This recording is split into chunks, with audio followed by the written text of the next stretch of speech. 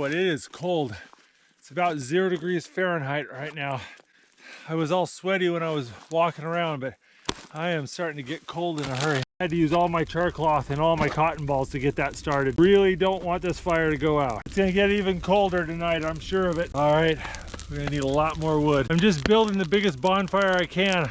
I want to melt all the snow around my shelter. I want to heat up the ground and heat up that root ball. By the time I get ready for bed, everything's got to be bone dry and warm.